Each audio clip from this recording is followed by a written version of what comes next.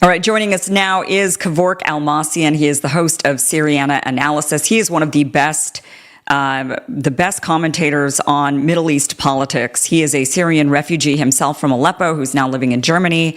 He has been very critical of regime change, so much so that it's gotten him in trouble in Germany for not touting the narrative line. He's not only targeted by the terrorists that are now running Syria, but also by the German government. And of course, he is labeled an Assad apologist. But he is fantastic when it comes to his knowledge base of the Middle East. Very nice to have him on. We were actually going to have him on to talk Syria. I'd actually invited him on about a week ago, but now everything's changed. So we're going to be talking to Kevork now about Iran. So Kevork Almassian, welcome to the show. Thank you so much for being here. This has been a surprising and quite frightening attack on Iran. The Israelis essentially, this wasn't the traditional attack like what we would normally think of. This instead was what they're calling a decapitation strike. So they went in, Israelis were obviously inside of Iran. They were able to target and assassinate several military leaders, several of the top nuclear scientists. Not only that, but some of the nuclear sites. What do you make of this? They must have people on the inside. What do you think? Actually, it's not surprising at all that Israel has people on the ground to strike or target the senior military and scientific elite in Iran. They have already sent signals to the actors in the region when they started the bombing campaign in Gaza and then in Lebanon. For example, they have weaponized the AI systems. They have implemented some of these softwares in order to track down some of the senior Hamas and Hezbollah members. For example, they decapitated the entire leadership of Hezbollah, the military commanders, and this has happened thanks to the Israeli AI systems that they were following, for example, the sound fingerprints, that they know when somebody is talking on a phone, who is this person and where is he located, and they track him and they kill him. In addition to, of course, weaponizing smartphones, weaponizing walkie-talkies, weaponizing all the electronics we have, one of which is the smartwatches. So for the people who don't know, smartwatches, for example, is like a ticking bomb. There are softwares inside the smartwatches, for example, the sport software, and they basically collect data about not only your health, but also your location, and they share this information with Israeli companies, and Israeli companies sell it to the Israeli security apparatuses.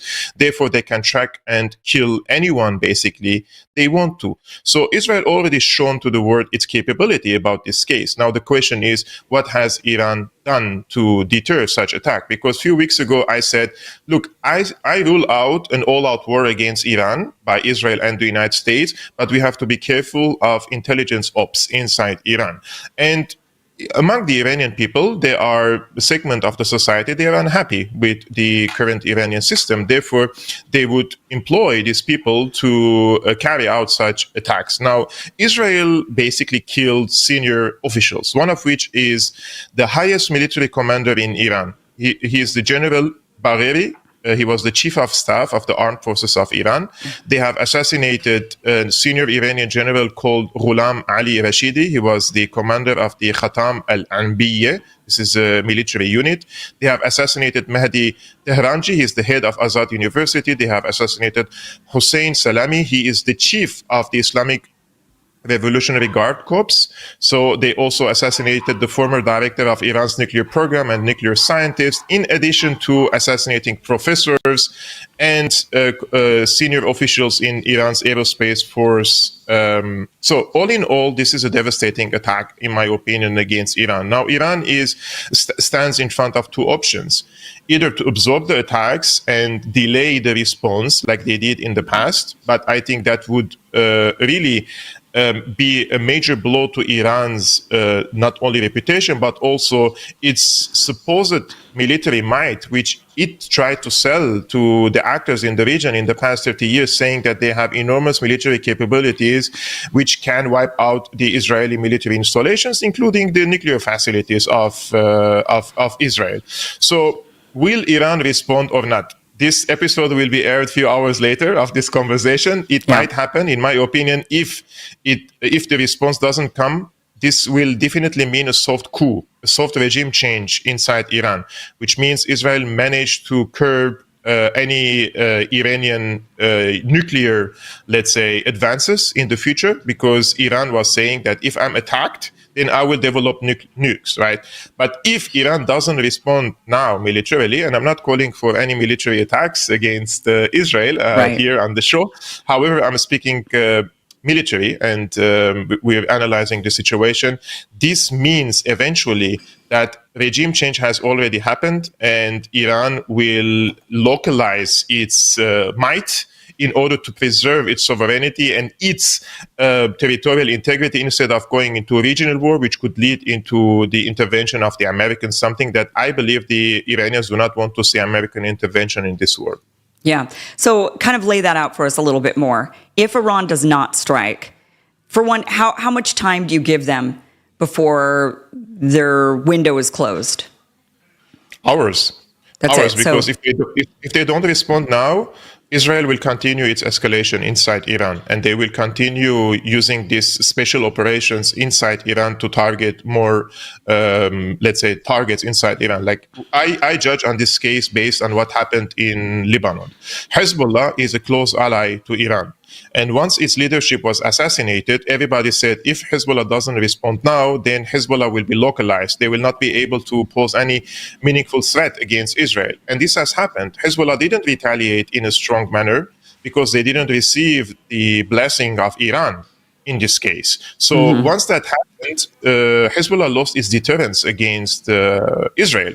Because remember, before October 7, Hezbollah has established a level of deterrence against Israel that if you strike the suburbs of Beirut, I will strike Tel Aviv.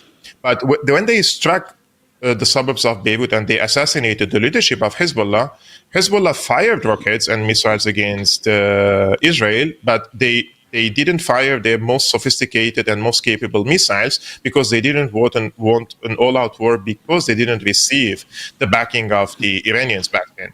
Therefore, now Hezbollah releases a statement saying that they will not go unilaterally in a war against Israel to support Iran after Iran has been struck. So today, the Hezbollah issued a statement saying that they will not go into war against Israel, basically. okay. So Lebanon's out. So we would see at this point. I mean, that could always change. And Things Syria change. is out. And Syria is out because the regime change was successful in Syria. And a CIA asset is the president of the country. And Israel destroyed all the air defenses of Syria once Assad was ousted. So Syria is practically an open airspace for the Israeli fighter jets to fly over Syria all the way to the Iraqi borders and bomb inside Iran. Something that many analysts, including myself, warned, saying that if a regime change happens, the next target will be Iran. Yeah. But the Iranians couldn't, let's say, save Assad in December 2024 for many reasons, one of which because the new administration in Iran is a moderate and they don't want to involve in foreign wars in other places. However, we have to understand that all these borders in the region are manufactured. Those are all fake borders. Those were all set by the colonialists back then. And personally, when I check the map of the Middle East, I don't see borders. I see how Israel would use this territory to strike Iran, because let's be honest, this war was pre-planned since 2001 when General Wesley Clark says 7 countries in 5 years. Now, I mean, the Israelis tried to achieve that in 5 years, but there was a huge resistance against this new Middle East project. But they came after every player in this, what is called the axis of resistance, one by one, and they decapitated their leaderships. They did regime change operations. That's why many people warned Iran, saying that they have to save Syria, because if they don't save Syria, the axis of resistance will crumble, and it crumbled. Now you see Hezbollah doesn't want to go to war. Hamas is devastated in Gaza. Syria is gone. So who is next, basically? It is Iran. So Iran will stand alone, unfortunately, in this war against Israel. You've sort of laid out the reasoning for why Israel did this. I mean, and it makes sense. I know you maybe didn't intentionally do it, but you've laid out exactly why the Israelis felt like now is the time. And listening to you, it's incredibly logical that now would be the time if they wanted to do this, which we know they've wanted to do this for a really long time. So if you're looking at it from their perspective, this is something we must do. Now is the time to do it because, as you mentioned, Hezbollah's out. They have to rebuild. They've been decapitated. They're not able to stand up with Iran, and they don't want to because they feel like they were left out in the cold. Syria's not a threat anymore. They're using them as open airspace. So it's just one-on-one against them in Iran. It's not having to fight the front at Lebanon, having to fight the front at Syria. They, of course, have Gaza, but they've leveled the place. What does it matter to them? They're starving the people out. So now is the time. I mean, this now makes sense. Why? And they've got Donald Trump in office. Now, that is going to be an interesting dynamic because reportedly, now I don't know if these are true or not, but the reports were that Donald Trump did not want them to strike. He did not give them the blessing. He was saying, I want to still do a deal with Iran, still have them come to the table. And then Israel basically flipped him off and said, we're doing it anyway. Not sure if the fact that Trump pulled people out of Iraq, telling diplomats, their families, like, get them out of there, voluntarily, but maybe get them out of there. That kind of leads me to believe that he did know that a strike was coming, even though the U.S. is denying it. But of course, what is the U.S. to do? Deny, deny, deny, right? We had nothing to do with it. We don't know anything about it. But I'm sure the U.S. was somewhat privy to this. Kim, I slightly disagree with some of the commentators in the United States who say, for example, Israel is acting on its own against Iran, or Israel is dragging the United States into war in the region. And I think that Israel is part of the U.S. empire is not like one actor, and that is Washington. No, you have several elements inside this empire. Some of them are non-state actors within the United States. And then you have advanced proxy countries or advanced allies in the region, and one of which is Israel. And in this case, I totally rule out the possibility that Israel has acted on itself to drag the United States into war, and I think that they received the consent of the United States in this case. Today, we received the report from the Jerusalem Post. It says U.S. helped lull Iran into belief no attack is imminent. So the U.S. participated in a massive campaign to lull Iran into thinking that an attack was not going to happen immediately. This is according to the Channel 12 of Israel. So what they did basically is copying the same strategy in Syria, which was after 2018, give the impression to Assad that he won the war, and then ask your allies to reopen their embassies in Damascus, like Saudi Arabia, the UAE, Bahrain, and others. Give the impression to the head of the state in Syria that he not only won it, and he's there to stay for a long time, so now they're going to normalize ties with him. This gave him the false impression that the U.S. has given up on this regime change war for 5 years until they reactivated it. And they used a similar tactic or strategy with Iran by talking to Iran, by going into negotiations with Iran, by giving the impression that the Americans are interested in a diplomatic solution, meanwhile cooking strikes against the Iranians. Now, when we see these attacks and targeted attacks and employing drones within Iran, which means like the Ukrainians did against Russia only a few weeks ago, also in addition to operatives inside Iran, those are Iranians working for the Mossad, I would suspect that this was planned for many months. And now the execution came. And of course, Donald Trump will try to distance himself from this because the retaliation could be against American interests in the region, some of which are, for example, Al Udeid Air Base in Qatar, the American bases in Saudi Arabia and Bahrain and in other places. Therefore, will Iranians buy that narrative? That's the question. Now, Iranians will not buy it, but they don't have an invested interest in going into direct war against the US, against a nuclear power. Like, yes, Iran is powerful. However, they are not crazy enough. They are not suicidal enough to go and open an all-out war against the US, especially when they lost their arms. So the US used to say Iran is like an octopus. It has many arms in the region. But they came after every arm. Like, they cut every arm of Iran in the region. And we were saying this to Iran, like, this strategic patience is fruitless. It's basically counterproductive. What Iran is doing is waiting for the war to come inside Iran and then to act. And now Iran is not in the best position to retaliate in a harsh way that could change the equations in the region. They will retaliate. However, I suspect that the retaliation will be very calculated and not to trigger an all-out war in the region. So you think it'll be like it's been before, which is always Israel does something to provoke and Iran does a more measured response that is not provocative enough to trigger a war. Yes, but if you give them an inch, they will come more and more and more. That's the problem with Iran. Iran thinks that if they strike in a calculated way, they could avoid an all-out war. However, the goal is quite clear. After decimating Gaza, decapitating Hezbollah, doing regime change war in Syria, the US and Israel will not stop until a regime change happens in Iran. So how will they do that? Are they going to do it in a military manner? Are they going to activate themselves inside Iran? I don't know. But the Americans and the Israelis have a lot of cards to play against the Iranians, and Iranians lost their allies in the region, exception for the Ansarullah movement in Yemen. Sure. So essentially, you're thinking that if Iran doesn't actually, so basically, Iran needs to wage, not that we're calling for it, we're not saying this, but from just an Iranian military and government strategic position, they would need to wage all-out war at this point in order to survive, have a chance at survival. They still might not survive that, but they would have, that's the only chance at survival. And because if they don't, if they just do what they've done before, Israel will just continue to go after them, and it will result in a regime change in Iran, a collapse. So the best policy choice was to stop the advances of Israel in Lebanon and in Syria. Those were the front lines of Iran against Israel. Yeah. Once you lose the front line, then the war comes inside your territories. Now, in this case, if Iran opens an all-out war, it will lead into devastating consequences on other players in the region, such as Saudi Arabia and the Emiratis and the Qataris.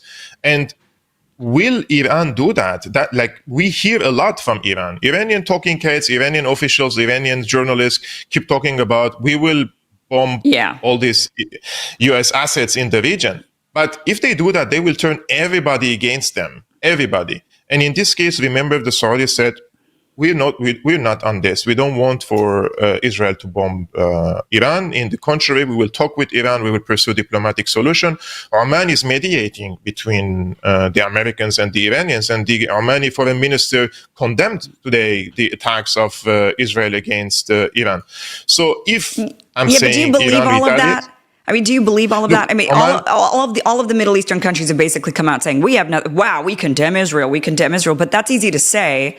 Right. I mean, it's easy to make it sound, because you don't want to get involved. You don't want them attacking American interests in your country or attacking the oil infrastructure in your nations. Right. So the only thing you can do if you're Saudi Arabia or any of these other nations is to say, wow, we condemn Israel. Terrible. They shouldn't have done this. I would believe Oman, but I would not believe Saudi Arabia and Qatar. And I think Saudi Arabia and Qatar are advanced American bases against Iran. And in this case, we have to reiterate on the role of Al Udeid Air Base. Now, Qatar presents itself as also part of somehow a resistance against the Israelis in the region. Israelis condemn the Qataris. They say, you guys are supporting Hamas. You're in the same bed with Hamas, etc., etc. But this is all smokescreen. Qatar hosts the largest American airbase in the region, including strategic bombers on Qatari soil.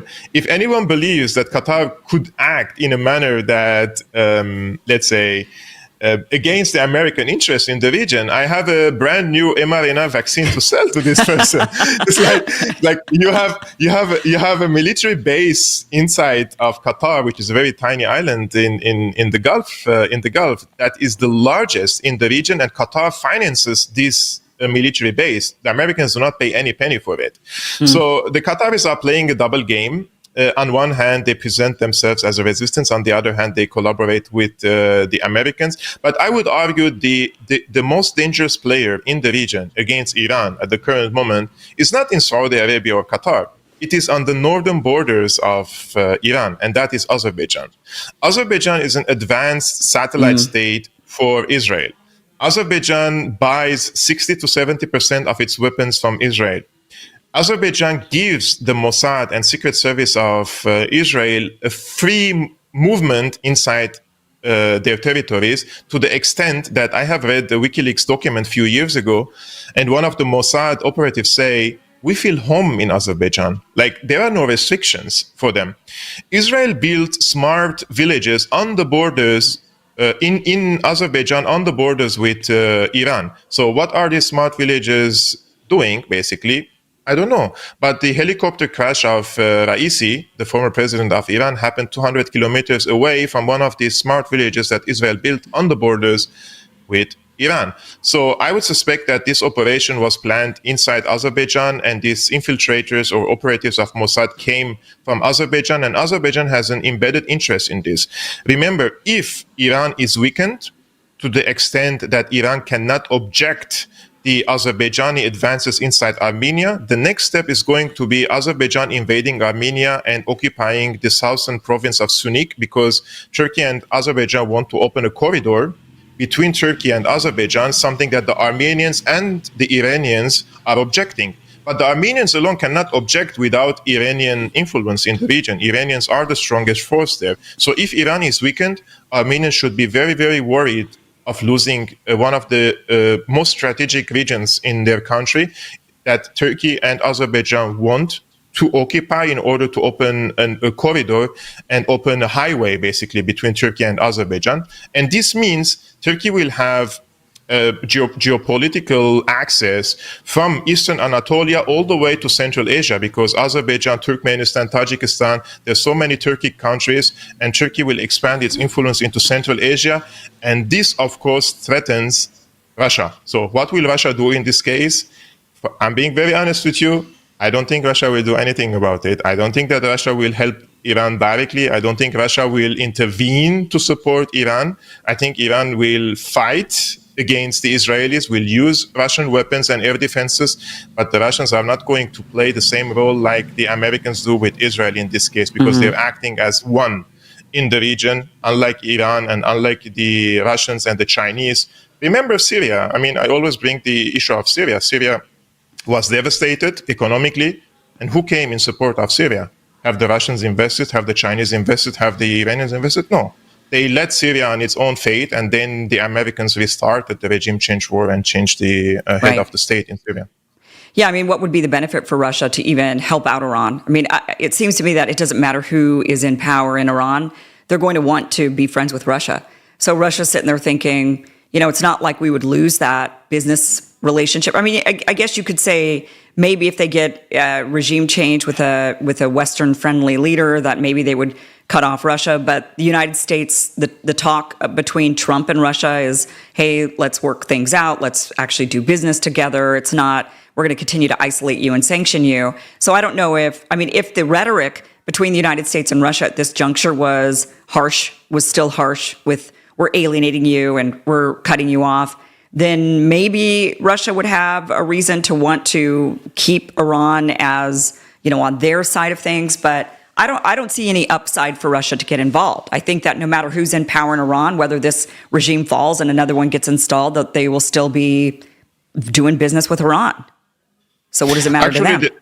Actually, there might not be much of upside to intervene directly, but there would be downside if they don't help Iran. If there is a regime change in Iran, so the Eurasian region, which is the most important region in the world, and whoever controls Eurasia controls the world, basically, stands on three legs. One is Russia, the second is China, and the third is Iran.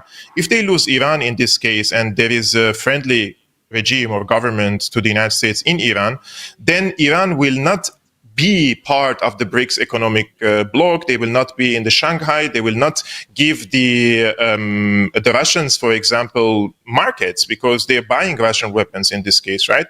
And it will be just like in Syria. Once Russia is out, it will become Americanized state. They will buy American weapons. They will buy American technology, and they will not allow the Chinese to invest in the technology sector. One of the top demands of Trump from the new regime in Damascus was, do not buy any telecommunication technology from China. This was one of the top demands. So this is also about technology. It's also about markets. It's also about the geopolitical conflict between, let's say, unipolarity and multipolarity. If they lose Iran, forget about multipolarity. Without Iran, they will not have any access in the Middle East, and they will lose the region forever to the US and Israel. And these players will dominate the region.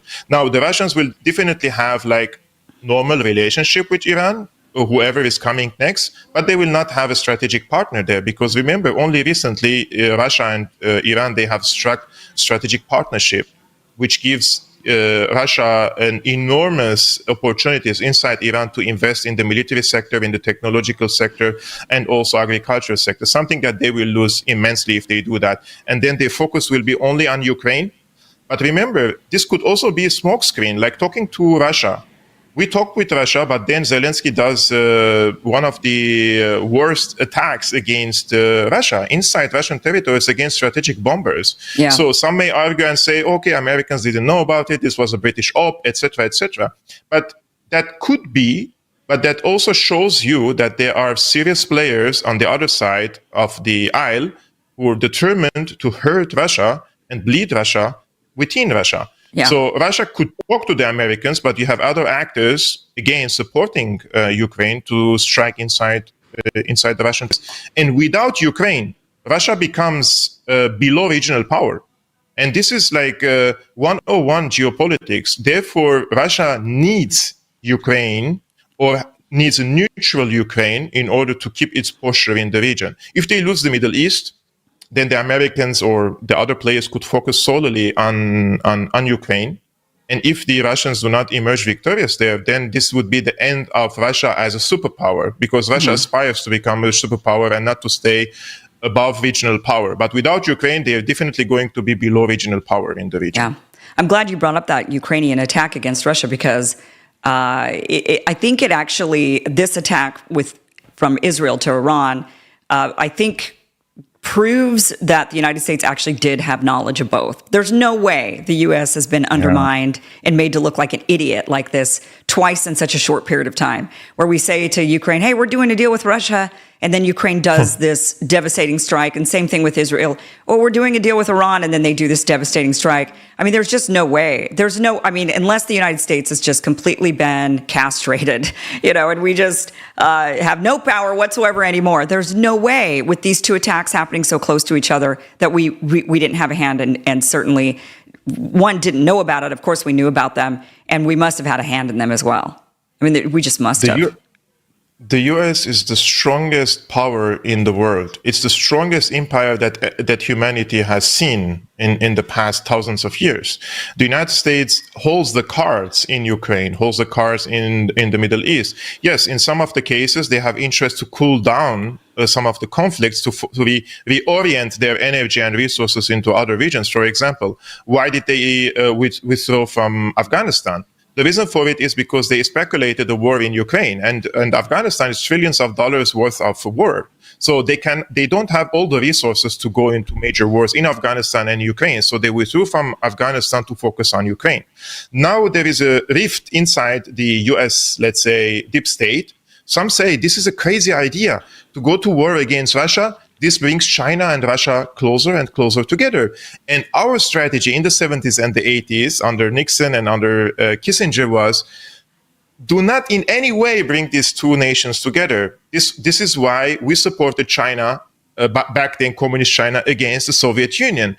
But now with the war against Russia in Ukraine, this brought these two powers together. So no, we have to be friendly with Russia in order to turn Russia against China. It's a reverse Kissinger strategy, basically. I think it's too late for the Americans to do that anyway. But who is the player which poses the imminent threat against the U.S. dominance on the world? I'm not saying against the United States, against the U.S. dominance on the world. Right. It's not China. Russia. Right. It is China. Yeah. So there is a lot of talk inside the US that we have to focus on China. What are we doing in Ukraine? That's why some people want to cool down the war in Ukraine in order to refocus on China. But now we have the war in the Middle East. So you see, this is the perpetual war in the United States, because the economy, Kim, you know better than me.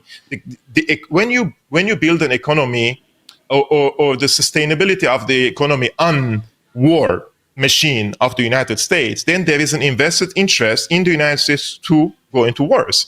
Constantly. And that is why we're living endless wars, because the US economy and the people who benefit from these perpetual wars are the ones planning these wars. It's not these elected officials. I mean, there's so many people think like the administration will change the foreign policy of the U.S. drastically. No, there are limitations for the presidents, for the Secretary of States and Defense Ministries, MODs.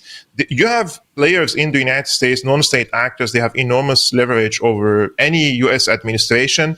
And if Trump has revolutionary ideas, for example, to change his foreign policy, these people will come and start, let's say, remanaging the foreign affairs of the United States or bringing back to what it used to be, and even worse. And in this case, I truly believe that this war against Iran will be devastating. If they close the Hormuz Strait now, this will block all the energy routes to the world. This will create famine around the world. So let's see how will Iran retaliate first, and if it's going to be calculated or not, and accordingly we can judge. Okay, so before we let you go, a war between Iran and Israel, or Iran, Israel, and the United States, what do you think the outcome actually will be? The outcome will, if there is an all-out war, the first thing Iranians will do is to block the maritime routes and also the trade routes in the region. And the majority of the oil comes through or passes through these routes. So there's going to be huge shortages of fuel and oil all around the world. This will lead into skyrocketed prices of the fuel inside the United States and in other places. This will harm China. This will harm Russia. This will harm all the players in the region because China buys enormous amount of gas and fuel from Iran. On the military level, I think that the Iranians will, at this moment, they will strike inside Israel. They will not strike American assets in Saudi Arabia or Qatar. They're not crazy enough to do that. The rhetoric is something, and the execution of the policy is something else.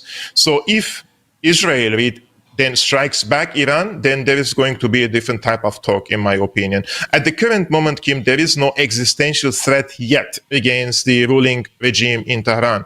But if or once there is an existential threat, I think Iran will change its nuclear doctrine and they will develop a nuke in this case in order to deter further attacks. But that could also lead into different type of escalation in the region. And we know that it's in nobody's interest to have a nuclear exchange in the region, which is who's going to pay the price? The people, right? You think these politicians will pay the price? No, they will be in the bunkers saving their lives with their families, and then there will be millions of people dead in the region, just like it happened in World War I and World War II. Well, we'll see what happens in the next few hours by the time this airs.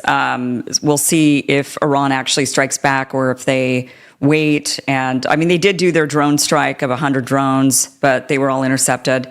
And supposedly the reports are they were intercepted not only by Israeli planes, but also by British and American. Jordan. So the United States is already involved. And Jordan, already involved. Yeah, right. So we'll see how they respond and whether or not they actually respond in between now and this airing. And if they don't, then you're saying they're really starting to, it's just going to be a slow demise of their, do you think it would be like a slower trickling of their regime? Or is it going to be something like Syria? I think the Americans and the Israelis want a slower crumbling inside Iran, because a power vacuum could lead into different scenarios in the country. I'm sure that they have prepared their assets inside Iran to take over, but Iran is a very large country. It's way larger than Iraq. It's going to be a mess. It's going to be the Kurds in the north, the Azeris in the north, different minority groups could fight against each other. It's going to be a big earthquake in the region with repercussions on the Caucasus, on the Middle East. So if they're planning on such a scenario, that's a really crazy scenario to execute inside Iran. So hopefully there would be more sane people in the region who would curb further attacks against Iran, because it is in nobody's interest. If you're an American listening to this, you should not be in favor of another endless war in the region. This is not going to be the last war, because people just sell this idea that this is the last war, Iran, and then we're done. No, once you're used and once you build your economy in a way that you benefit from the world, you will always find another enemy, probably in Asia, probably in Africa, probably in India. We've already been targeting China. We've already been saying China. Exactly. Oh, geez. And also, another thing that would happen with the war in Iran, if it went into an all-out war, you're going to see a lot of refugees. You're going to see a flood of Iranians. And of course. That's another thing that Europe should be questioning, why are we allowing this or why are we supporting this? Wow, that's a very radical extremist view, Kim, that you have. This is something that I said. This is something that I said in 2016 when I came to Europe as a refugee myself. And I said, guys, these wars are the reason why we have all this refugee influx, right? And if you don't want refugees, you shouldn't support these wars. Yeah. And the German mainstream press called me right-wing, fascist, extremist, and all these things for saying the obvious. And now when we see the demographics of the refugees in Europe, where are they coming from? Why is it from Afghanistan? Why is it from Iraq? Why is it from Syria? And why is it from Libya and Somalia and Sudan? What happened in these countries and who waged these wars? So in my opinion, the European people, not the elites, are the biggest victims also of the American endless wars in the region. Yeah. But they're so propagandized to the extent that they're doing the right thing. We are receiving the refugees. We're the good people. But the good thing to do is to not support these wars from the start against these countries. Mm-hmm. No one wants to become a refugee. Everybody wants to stay in his home. Yeah. And home. Yeah, home is home. Yeah. Germany, I live in Germany for 10 years, but home is home. Nobody can convince me that Aleppo or Syria is, I forgot it and I erased it from my memory. It will always be in my heart. So I would have stayed in Syria were it not for the war, like 1 million like myself in Germany. So if the right-wing people, let's say, don't want refugees, then why are they supporting the Israeli war against Iran? Yeah. That's a serious question. People like, I don't want to call names now, but you know them, all these influencers in the US nowadays. Do you support American intervention on the side of our best ally, Israel, against Iran? It's like, what kind of question is that? Why would the Americans go into another war this time for the Israelis? Like, haven't we learned anything from the past? Luckily, I think most Americans are against this. I think most Americans don't want to see endless war, and people voted for Donald Trump because they don't want war in the Middle East. And of course, anybody on the left, they just hate anything Donald Trump does. So they're going to be against it too, even though many of the politicians are for war. But you're absolutely right. I mean, refugees want to stay home. My family wanted to stay in Vietnam. If it weren't for the war, they would have absolutely stayed. When they came to America, they constantly talked about going back to Vietnam when things stabilized or things got better. And of course, they just didn't. And then once you build a life somewhere and you have children, you get married, you have businesses, and it's like impossible to go back. But refugees typically are not wanting to leave their countries. They're forced to leave their countries because of the situation. And if people, and you're right, Europe actually bears the brunt of, I mean, obviously the people who are being destroyed, they're being bombed, they're being murdered, they bear the major brunt. But then the secondary, the fallout goes to Europe more so than the United States. So I'm surprised Europe has still gone along with it for this long. But Kevork, your analysis is always amazing. You know so much about the region. People should absolutely be subscribing to your channel, following you, especially during these warmongery times. I know we wanted to talk about Syria. That's why I initially invited you on the show. But then, of course, this all happened.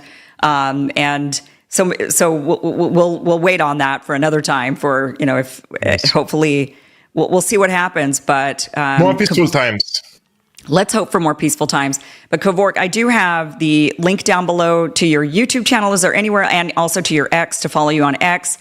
People should absolutely be following. Your analysis is amazing for the Middle East. Is there anywhere else they should go? Oh, actually, I'm only posting on YouTube, Rumble, and on my X account, Syrian Analysis. Yeah. And I believe I have all three of those down below. So Kevork, thank you so much for being here. Really appreciate it. Thank you so much, Kim. Hey guys, thank you for watching this clip from the full Kim Iversen Show, which you could check out Monday through Friday, 5 p.m. Eastern at KimIversonShow.com. See you there.